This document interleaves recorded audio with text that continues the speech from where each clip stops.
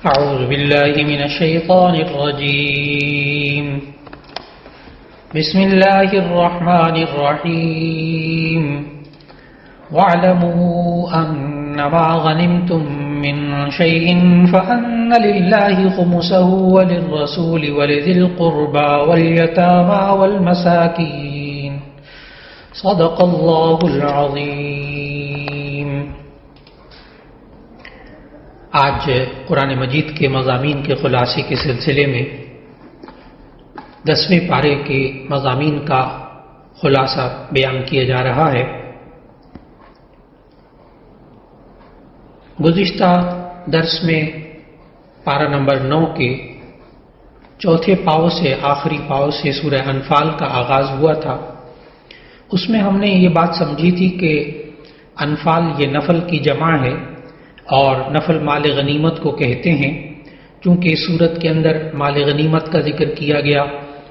اس لیے اس کے احکام بیان کیے گئے، اس لیے اس کو سورہ انفال کہتے ہیں۔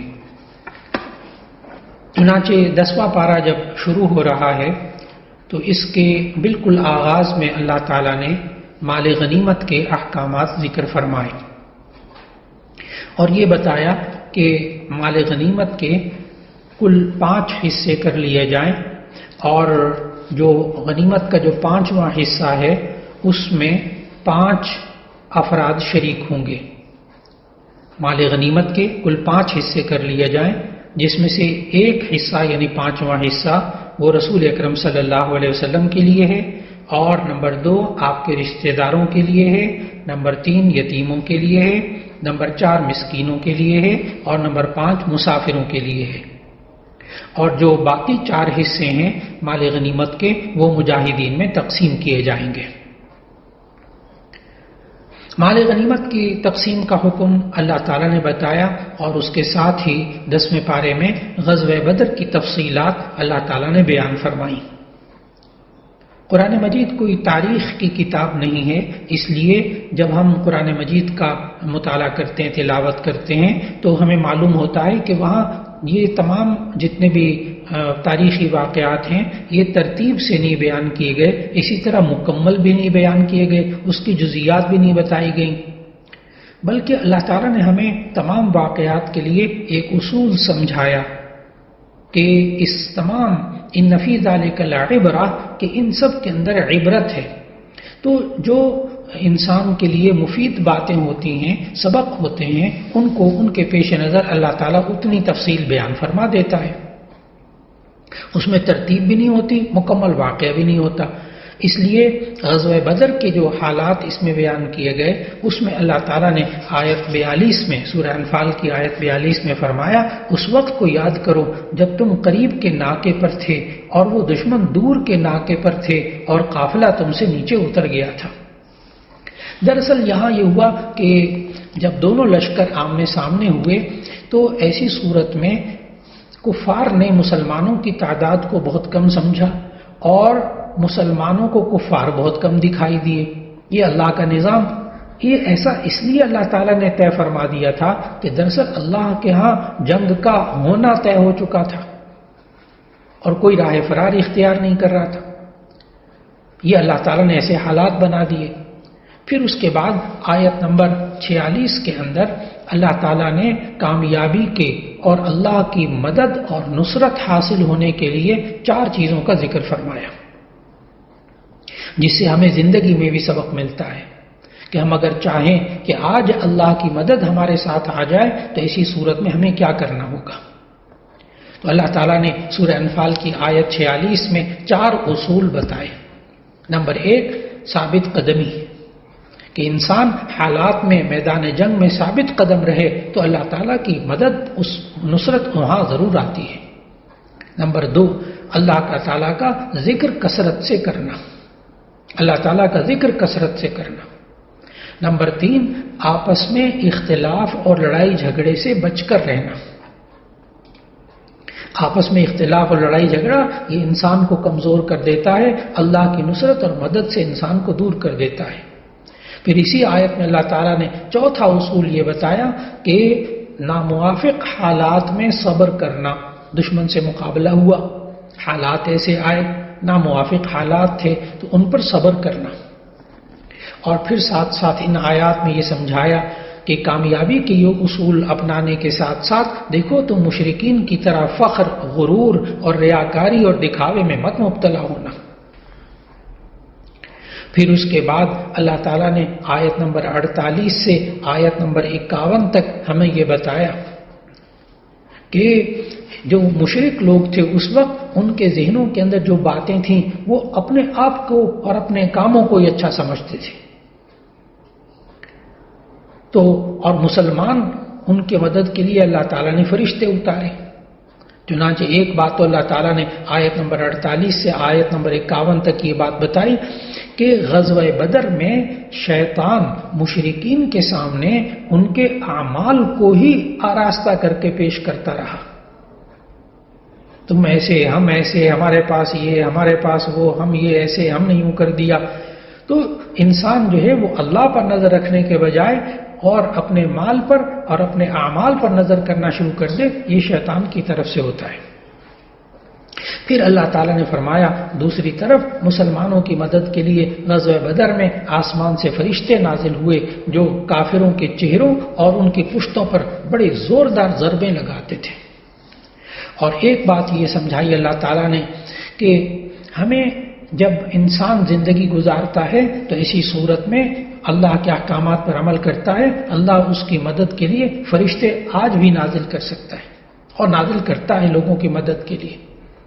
پھر اللہ تعالیٰ نے اگلی آیات میں ذکر فرمایا کہ قریش پر غزوہ بدر میں جو آفت نازل ہوئی اور وہ ذلیل ہوئے، اس کی وجہ یہ تھی کہ جب کوئی قوم شکر کے بجائے ناشکری اور اطاعت کے بجائے گناہ شروع کر دیتی ہے تو اللہ تعالیٰ بھی اپنا معاملہ بدل لیتا ہے اور اس کو نعمتیں عطا کرنے کی جگہ نعمتوں سے محروم کرنا شروع کر دیتا ہے اور راحت کی جگہ مصیبت میں اللہ مبتلا کر دیتا ہے۔ پھر اس کے بعد کی آیات میں غزوہ بدر کے حوالے سے سمجھایا کہ وہ مسلمانوں کو چاہیے کہ دشمن سے مقابلے کے لیے مادی اور عسکری، فوجی اور روحانی تینوں اعتبار سے تیاری مکمل رکھیں۔ ظاہر ہے غزوہ بدر میں مادی تیاری مکمل نہیں تھی، یہ تو اللہ تعالیٰ کی خاص مدد کا تھا نتیجہ کہ اللہ تعالیٰ نے مسلمانوں کو فتح عطا فرمائی، اور یہ سمجھایا کہ اپنی مادی تیاری کے اوپر نظر نہ رکھنا۔ اور پھر اس کے بعد اللہ تعالیٰ نے سمجھایا آیت نمبر 60 کے اندر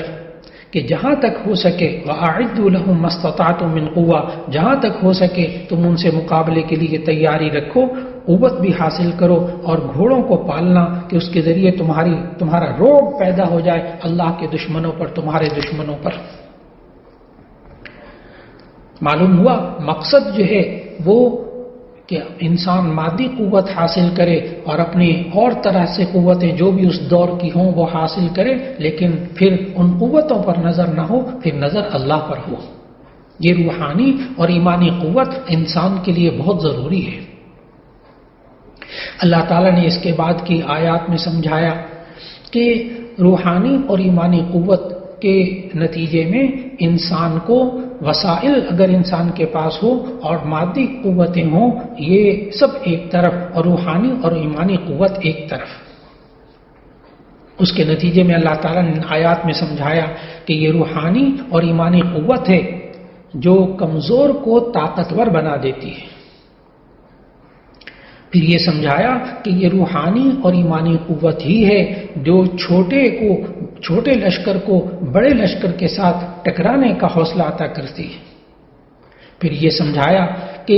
یہی روحانی اور ایمانی قوت ہے جو انسان کو جہاد کے اندر شہادت کو آسان کر دیتی ہے کہ انسان خوشی سے اس کو اختیار کرتا ہے۔ پھر اللہ تعالیٰ نے ان آیات میں سمجھایا کہ دیکھو روحانی اور ایمانی قوت ایک ایسی چیز ہے کہ جو ایمانی قوت والے ہوتے ہیں ان کا رعب اللہ تعالیٰ دشمنوں کے اندر پیدا کر دیتا ہے، اور جب انسان مال کی محبت میں اور موت کے خوف میں مبتلا ہو جاتا ہے تو پھر انسان اتنی بڑی مسلمانوں کی تعداد ہوتے ہوئے بھی مسلمان کمزوری کا شکار ہو جاتے ہیں۔ پھر آیت نمبر 61 میں اللہ تعالیٰ نے سمجھایا کہ مسلمانوں کو ایک طرف تو جنگ کے لیے اور ایک جہاد کے لیے اور دشمن پر روب کے لیے اپنے آپ کو طاقتور بنانا چاہیے، لیکن ساتھ یہ سمجھایا آیت نمبر 61 میں کہ اگر یہ کفار صلح کی طرف مائل ہوں تو تم بھی اس طرف مائل ہو جاؤ، صلح کر لو۔ معلوم ہوا صلح کرنا یہ شکست نہیں ہوتی۔ اگر صلح میں مسلمانوں کی مصلحت ہو تو صلح کر لینی چاہیے۔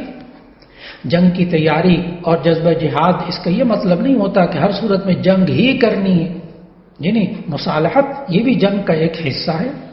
یہ بھی جہاد کا ایک حصہ ہے۔ خود نبی کریم صلی اللہ علیہ وسلم نے بہت بڑے بڑے مواقع پہ صلح کا راستہ اختیار کیا۔ پھر اس کے بعد بدر کے اندر یہ واقعات جو پیش آئے کہ جنگ بدر میں 70 مشرکین گرفتار ہوئے۔ نبی صلی اللہ علیہ وسلم نے اپنی عادت مبارکہ کے موافق صحابہ سے مشورہ کیا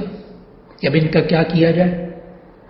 حضرت عمر رضی اللہ تعالیٰ عنہ اور دوسرے کئی صحابہ کی رائے یہ تھی کہ ان مشرکین کو جو 70 پکڑے گئے ہیں ان کو قتل کر دیا جائے۔ حضرت ابو بکر صدیق رضی اللہ تعالیٰ عنہ اور دوسرے صحابہ نے مشورہ دیا کہ انہیں فدیہ لے کر آزاد کر دیا جائے۔ نبی صلی اللہ علیہ وسلم کو یہ بات پسند آئی اور اسی رائے کو پسند فرمایا اور ان قیدیوں کو رہا کر دیا۔ اس پر یہ آیت نمبر 68 میں اللہ تعالیٰ نے اس معاملے کے بارے میں فرمایا۔ نبی صلی اللہ علیہ وسلم کے اوپر یہ آیت جب نازل ہوئی تو اللہ تعالیٰ نے اس معاملے کی ناپسندیدگی ظاہر کی کہ اگر فرمایا اللہ تعالیٰ نے آیت نمبر 68 میں اگر اللہ کا حکم پہلے نہ آ چکا ہوتا تو جو فدیہ تم نے لے لیا ہے اس کے بدلے تم پر بڑا عذاب نازل ہوتا۔ لیکن اللہ تعالیٰ نے نبی صلی اللہ علیہ وسلم کو جو بات سکھائی یہاں وہ یہ کہ اللہ تعالیٰ نے باوجود ناپسندیدگی کے اس کے باوجود اللہ تعالیٰ نے مسلمانوں کو اس فدیے کی کھانے کی اجازت بھی دے دی اور اسے حلال اور پاکیزہ بھی قرار دے دیا۔ جو مشرکین سے فدیہ لیا گیا تھا وہ اللہ تعالیٰ نے اس کی اجازت بھی دے دی۔ پھر اس کے بعد اللہ تعالیٰ نے سورہ انفال کے بالکل آخر میں اللہ تعالیٰ نے فرمایا کہ اللہ کن لوگوں سے راضی ہوتا ہے، کہ اللہ ان لوگوں سے راضی ہوتا ہے جو اللہ کے لیے ہجرت کرتے ہیں اور اللہ کے لیے جہاد کرتے ہیں، اور اللہ ان لوگوں سے راضی ہوتا ہے جو کہ یہ ایک دوسرے کو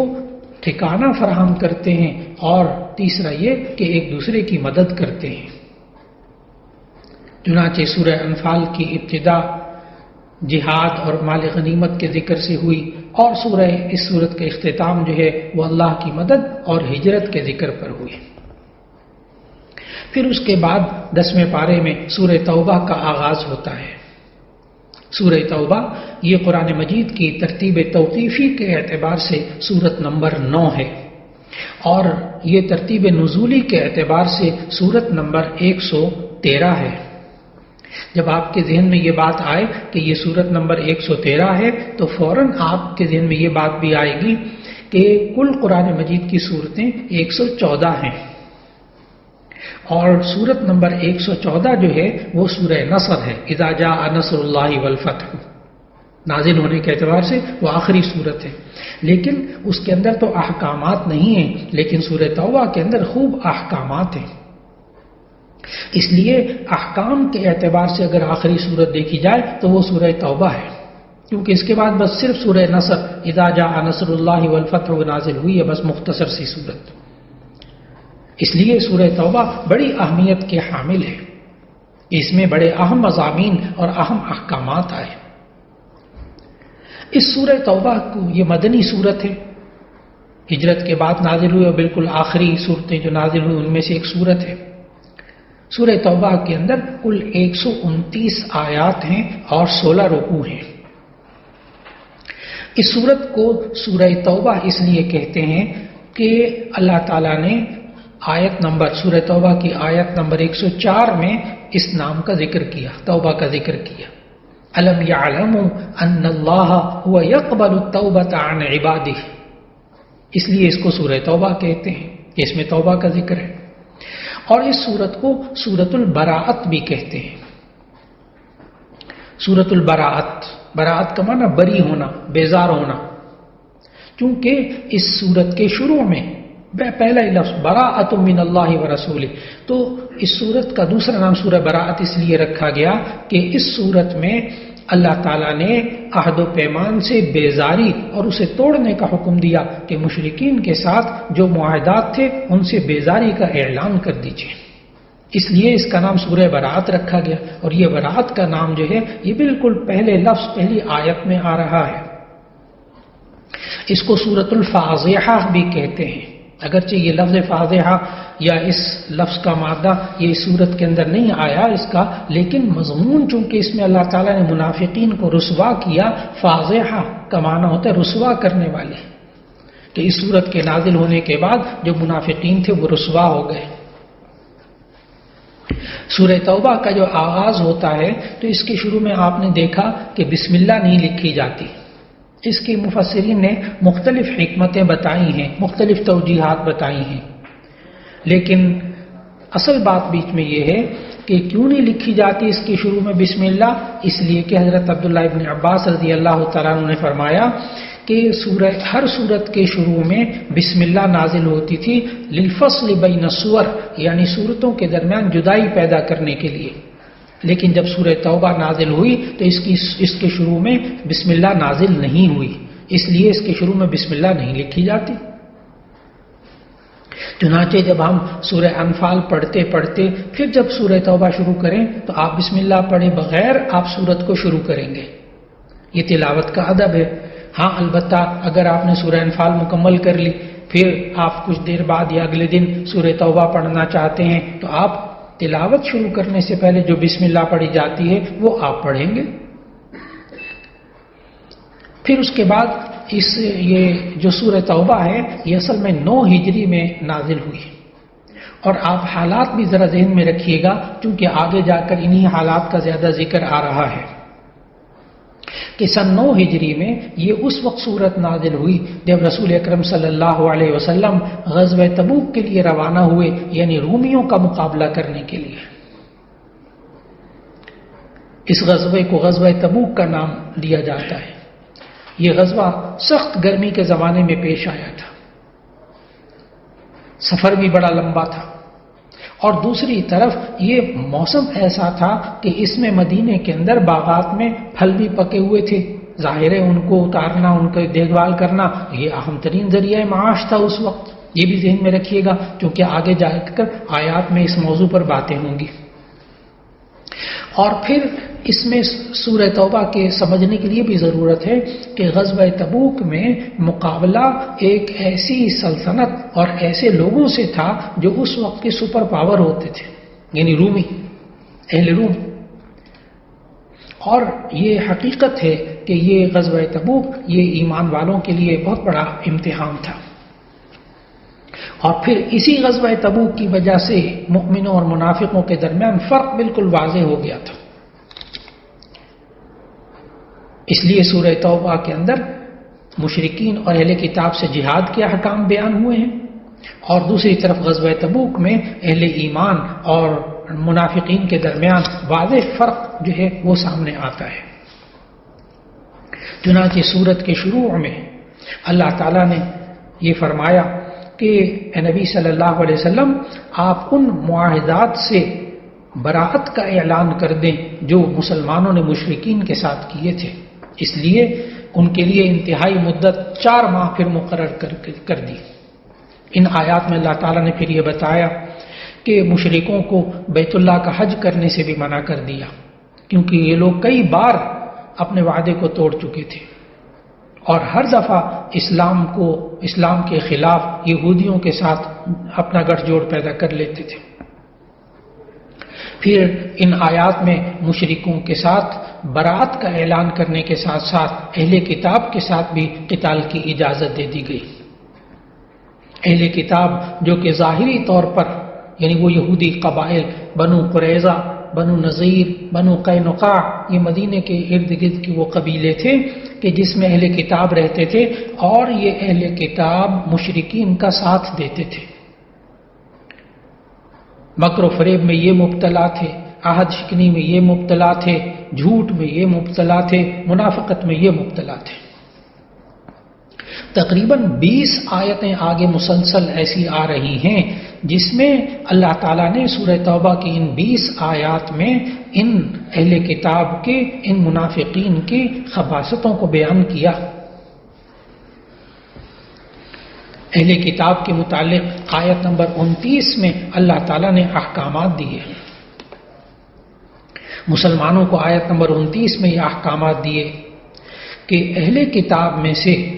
جو لوگ اللہ پر ایمان نہیں لاتے، نمبر 2 وہ آخرت پر یقین نہیں رکھتے، نمبر 3 ان چیزوں کو حرام سمجھتے ہیں، ان چیزوں کو حرام نہیں سمجھتے جو اللہ اور اس کے رسول صلی اللہ علیہ وسلم نے حرام کی ہیں، نمبر 4 وہ دین حق کو یعنی اسلام کو قبول نہیں کرتے۔ تو ایسی صورت میں ان اہل کتاب کے بارے میں یہ حکم ہے کہ تم لوگ ان سے جنگ کرو یہاں تک کہ وہ ذلیل ہو کر جزیہ دیں۔ یہ سب اللہ تعالیٰ نے آیت نمبر 29 میں بتائیں باتیں۔ پھر اس کے بعد اللہ تعالیٰ نے جو مال و دولت رکھنے والے ہیں ان کو بھی سمجھایا کہ دیکھو یہ مال و دولت، یہ سب کچھ، یہ سونا چاندی کو جمع کرنا، یہ اگر اللہ کی راہ میں خرچ کرنے کے ساتھ ہو تو ایسی صورت میں یہ بری چیز نہیں ہے، اور اگر تم یہ اپنی ذات کے لیے اس طرح سونے اور چاندی کو جمع کرتے ہو کہ جیسی انسان اللہ کے حقوق کو اور بندوں کے حقوق کو ادا نہ کرے تو ایسی صورت میں تمہارے لیے بہت نقصان دہ ہوگا۔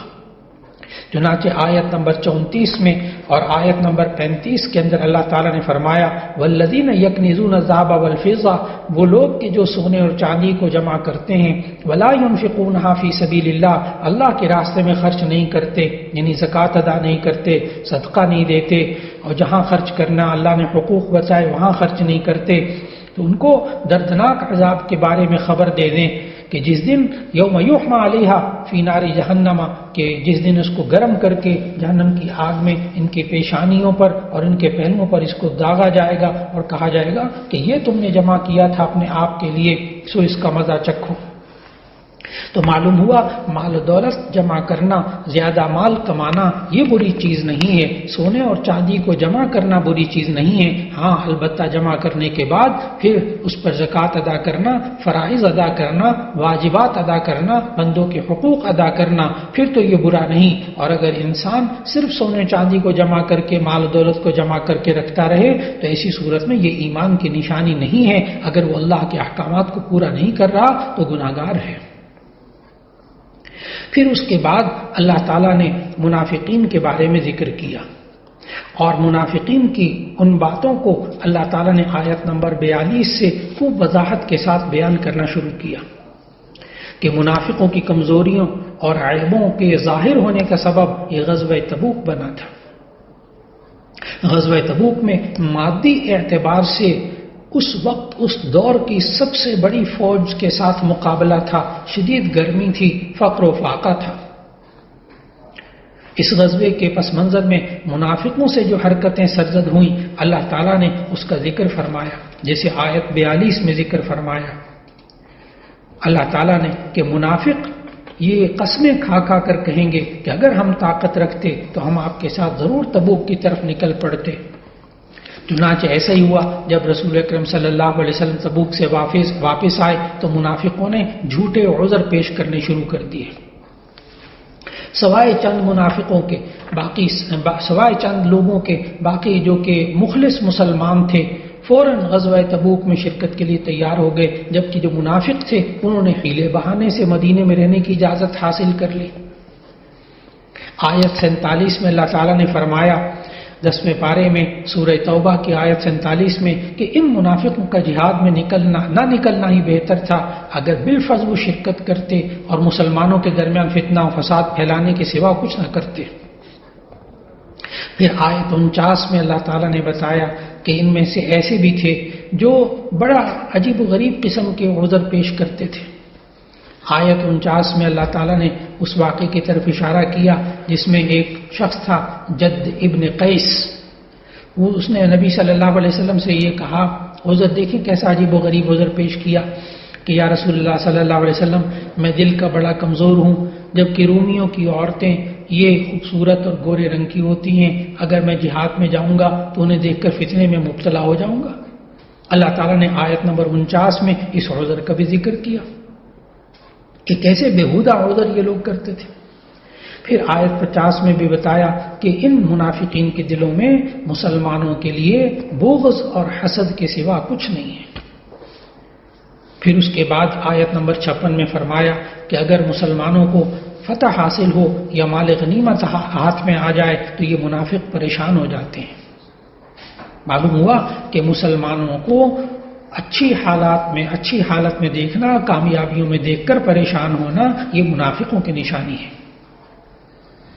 چنانچہ اللہ تعالیٰ نے سمجھایا کہ جو منافق ہوتے ہیں اگر مسلمانوں کو فتح حاصل ہو جائے یا مال غنیمت ہاتھ آ جائے تو یہ پریشان ہو جاتے ہیں، اور اگر یہ مسلمان کسی حادثے یا مصیبت میں پڑ جائیں تو یہ بہت خوش ہوتے ہیں. پھر اس کے بعد کی آیات میں اللہ تعالیٰ نے سمجھایا کہ ان منافقین کی نظریں صرف مال پر ہوتی ہیں. اگر مل جائے تو خوش ہوتے ہیں، اگر مال سے محروم ہو جائے تو پھر یہ نبی صلی اللہ علیہ وسلم پر بھی طعنہ زنی سے باز نہیں آتے. چنانچہ نبی صلی اللہ علیہ وسلم ہر کسی کی بات کو سن لیتے تھے، اور جب نبی صلی اللہ علیہ وسلم کے خلاف بھی بات کہتے تھے تو پھر ایسی صورت کے اندر نبی صلی اللہ علیہ وسلم برداشت کرتے رہتے تھے. لیکن آیت نمبر 64 میں اللہ تعالیٰ نے بتایا کہ آپ صلی اللہ علیہ وسلم کی زندگی میں منافقین کو ہمیشہ یہ اندیشہ لگا رہتا تھا کہ کہیں ایسی صورت نازل نہ ہو جائے جس سے ان کی ساری بات کھل جائے اور سارے راز فاش ہو جائیں. لہذا اللہ تعالیٰ نے سمجھایا کہ اچھے لوگوں کی خوبی کیا ہوتی ہے ایسے حالات میں کہ ایک دوسرے کو نیکی کا حکم دیں، کیونکہ منافق ہمیشہ ایک دوسرے کو برائی کا حکم دیتے ہیں. نیک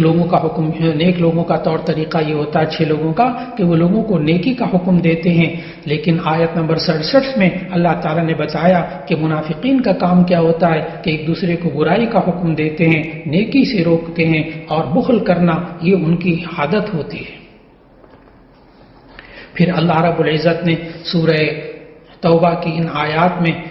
10ویں پارے کے آخر میں قوم نوح آیت نمبر 70 کے اندر قوم نوح، قوم عاد، قوم سمود، قوم ابراہیم، قوم لوط اور اصحاب مدین کا مختصراً نام لے کر ذکر کیا.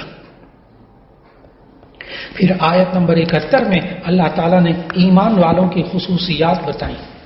کیونکہ اب تک منافقین کی عادتیں اور منافقین کی باتوں کا ذکر ہو رہا تھا، تو آیت نمبر 71 کے اندر پھر اللہ تعالیٰ نے ایمان والوں کی خوبیاں بتائیں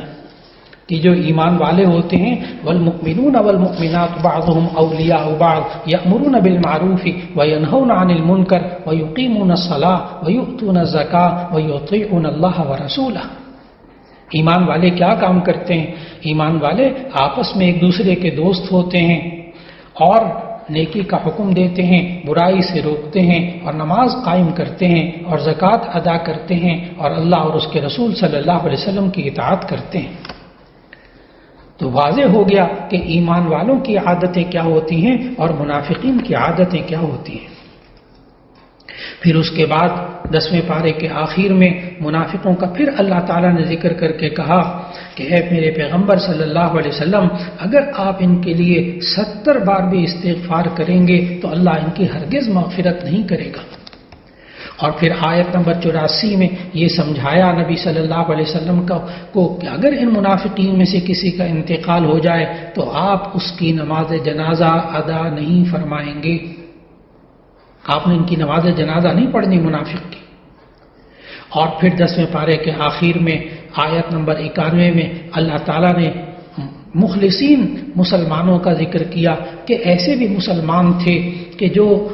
اس غزوہ تبوک کے موقع پر پیچھے رہ گئے تھے، لیکن بڑھاپے کی وجہ سے، شدید بیماری کی وجہ سے، تو ایسے افراد جو کہ بڑھاپے بیماری کی وجہ سے جہاد میں شریک نہیں ہو سکے، تو اللہ تعالیٰ اور اس کے الفاظ اللہ تعالیٰ نے نقل کیے کہ یہ لوگ جہاد میں شرکت نہ کرنے کی وجہ سے ان کی آنکھوں سے آنسو جاری ہو گئے. یہ سچے مسلمان ہیں، ان مخلصین پر کوئی گناہ نہیں ہے اگر یہ اپنے بڑھاپے اور شدید بیماری کی وجہ سے یا سامان جہاد نہ ہونے کی وجہ سے جہاد میں شرکت نہیں کر سکے. اللہ رب العزت ہم سب کو ایمان کی دولت عطا فرمائے رکھے اور منافقین کی جو حرکتیں اور منافقین کی جو خباثتیں اور بری عادتیں تھیں، اللہ ان سے بچنے کی ہم سب کو توفیق عطا فرما دے۔ وآخر دعوانا ان الحمد للہ رب العالمین۔